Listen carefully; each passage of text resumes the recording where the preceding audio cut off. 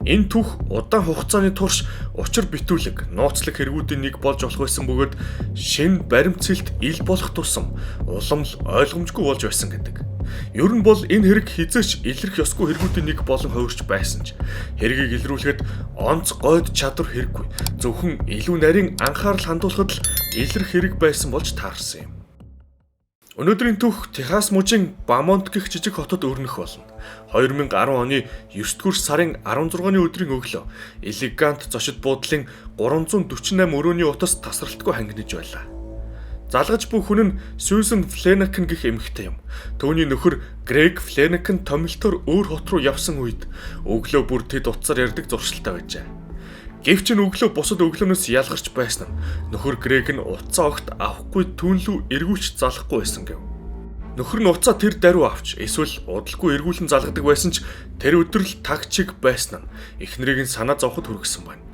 Нөхрийнхөө гар утас руу залгаад дараа нь буудлынх нь өрөө рүү ч залгаад авахгүй байсанд эхнэр нь ажил руу залгасан ч ажил дээр нь нөхрийг нь тэр өдөр хэл сураггүй огт ирээгүй талаар нь хэлсэн юм.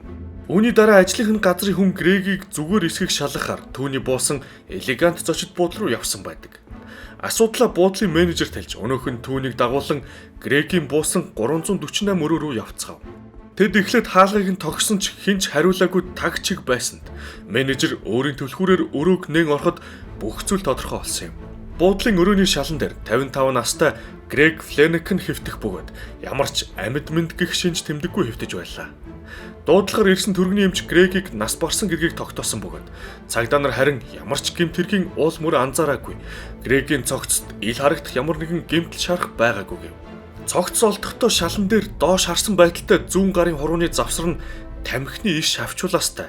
Харин орон дээр нь үнсний сав, тал шоколад болон хайрцаг тамхи телевизэн удирдлага гэх мэт зүйлс байлаа. Өрөөнд нь байх телевизэр нь асаалттай байсан бол цор ганц хашгиралтай тооцогдож болох зүйл нь өрөөнийх нь эйр кондишныг огт асаагаагүй явдал байсан юм. Тухайн үед гадаа цаг агаар маш халуун, Грегийн байсан өрөө агааргүй бөхчөн байсан гэжээ. Эхлээд буудлын өрөөнд ирсэн цагдаа нар болон түргэний эмч нар энэ бол ямар ч гэмт хэрэг биш. Грег магадгүй зүрх нь хаагдан нас барсан байх гэж үзэж байв.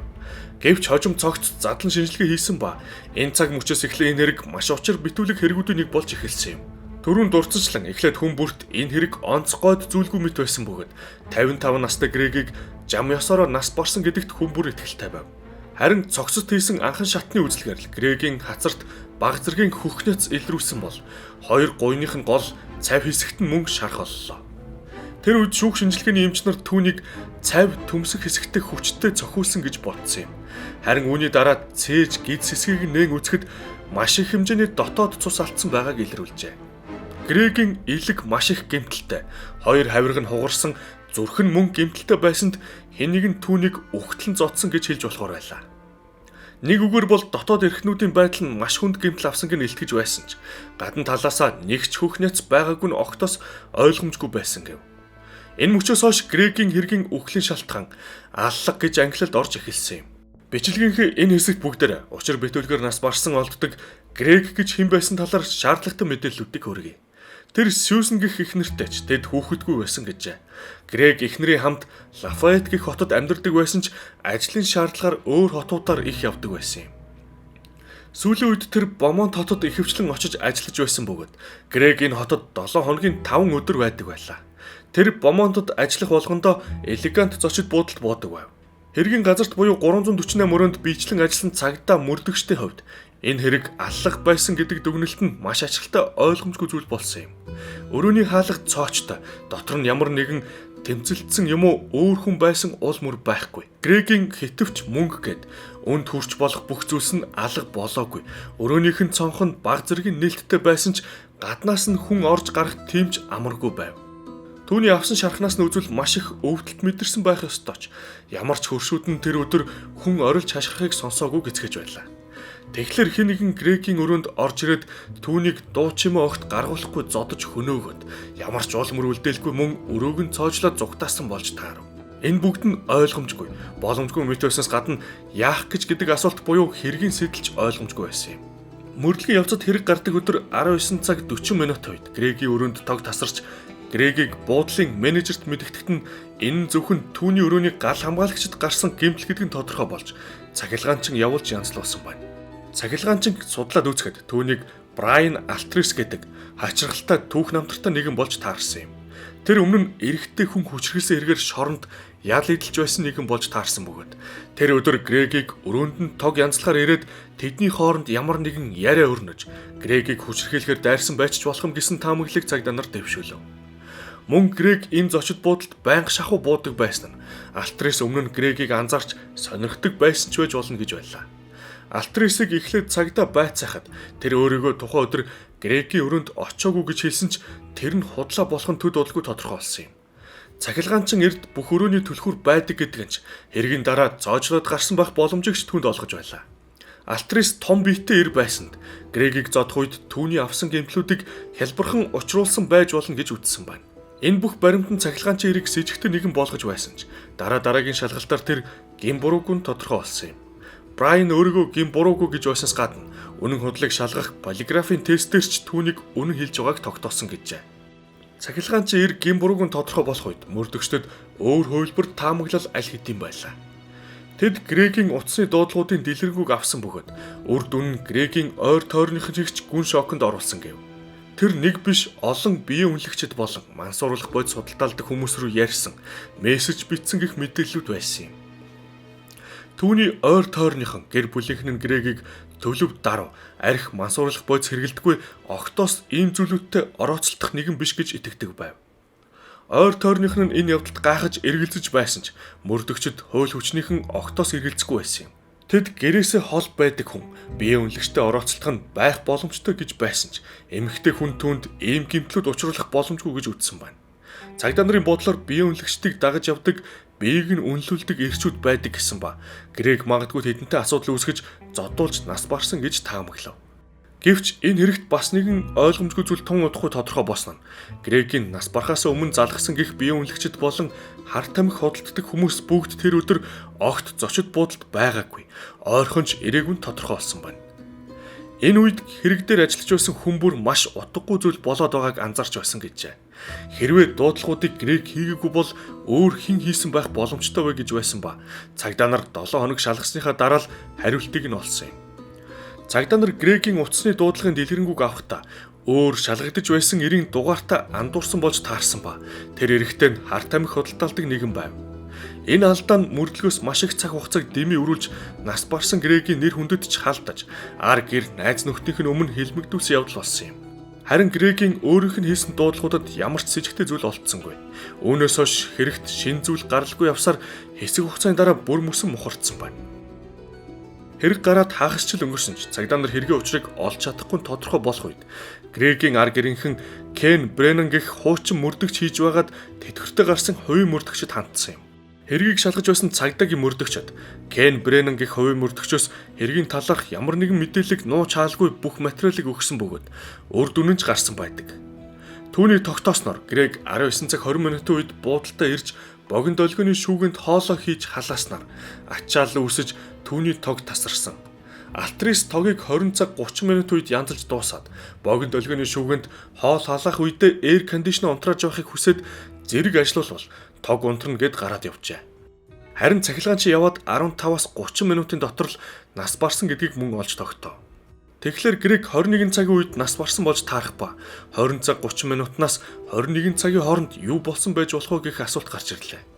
Хувийн мөрдөгч хэргийн материалуудад танилцж байгаад нэг зүйл анзаарсан нь Грег солгоо биш, баруун гартай хүн байсан ч цогцсон олдохдоо солгоо гарынх нь хурууны завсар тамхины иш олдсонг анзаарч хачирхалтай санагджээ.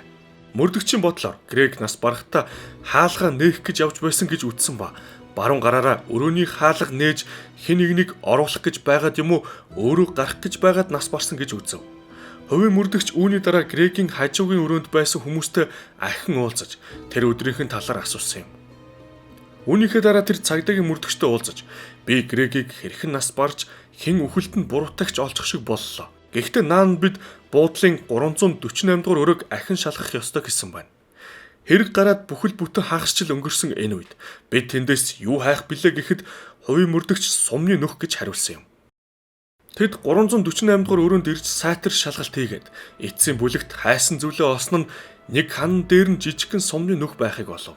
Үүний дараа хувийн мөрдөгч Кен Грегд задлан хийсэн эмчтэй уулзсан өөрийн сумны талаар таамаглаа хэлсэн байна. Эмч эхлээд нилээд эргэлзэж байсан ч эцэст нь үнэхээр сум Грегийн биед зөв өнцгөр орвол яг ийм гэмтлүүд дотор эрэхтнүүд нь учруулах боломжтой юм байна хэмээх хүлээн зөвшөөрсөн гэв. Цогц дахин задлан шинжилгээ хийх боломжгүй байсан нь цогцыг аль хэдийн чандралчихсан байлаа. Хэрвээ цогцод сум байсан бол түүнийг ч одоо олох ямар ч боломжгүй гэсэн үг. Хэдийгээр энэ таамаглаа цогц дээр батлах боломжгүйч мөрдөгч яг юу болсонг бүрэн ойлгочихсон байв. Өмнө нь хэлсэнчлэн хананд бууны сумны дайтай нөх байсан билээ. Энэ хан Грегийн байсан 348 дугаар өрөө болон зэрэгэлдэх 349 дугаар өрөөнүүдийг тусгаарлаж байсан хан юм. Харин 349 дугаар өрөөнд тэр үед байсан хүн ямар нэг шалтгаанаар хан руу буудаж сум ханыг нэвт гараад өрөөндөө орон дээр суугаад тамхи татаж байсан Грегийг онож салтаагаар нь ороод элгийг нь нэвт гараад хоёр хавиргыг нь хуглаад зүрхийг нь онсон болж таарав. Гэнэт буудуулсан Грег өсрөн босож өрөөнөөс гарах гэсэн ч хэд алхаад л нас барсан гэжээ. Одоо харин яг яах гэж бууцсан бэ гэх асуултад хариулт олох ажил үлдсэн юм.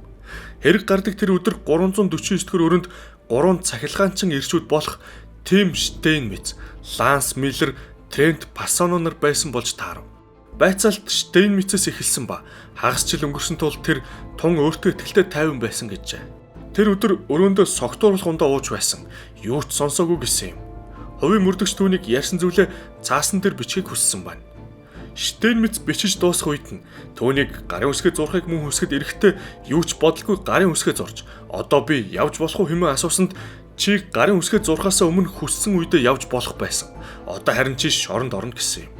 Учир нь бид чамайг худал мэдүүлэг өгсөйг мэдэж байгаа тул үүгээр чин чамайг саатуулан шалгах болно гэжээ. I just need to get your statement based on the incident down there. So what happens, guys? You guys ever find out what Oh, that's what we're talking to you about. we're talking and had a few drinks, then went to the bar? You swear everything in this statement is the truth, the whole truth, so help you God? Yes. Is that it? Hang on a second. It wasn't until you signed that statement. Now you got a problem. Okay. Now tell us what really happened. Because we know what happened. Okay. Because now you're going to go to jail. Just tell us what happened. I know you know what happened. Just tell us what happened. You want to go to jail for that? I realize you're trying to be noble and protect a friend, but you're about to get your whole family in a bind, and it's not worth it. Well, I'm going to jail. Well, then tell us what happened. Энэ үед Штейнмиц айн бууж өгч тухайн орой юу болсон бүх үннээ хэлсэн байна. 2010 оны 9 дугаар сарын 15-ны өдөр 3 эр буудлынхаа 349 тоотын өрөөнд согтууруулгундаа хэрэглэж байв. Тэд ч мөн өөрсдөө амьдрдаггүй өөр хотод ажиллаж байсан ба Бомонт хотод ирэх үедээ Грег шиг элегант зочид буудалд байнга буудаг байсан юм.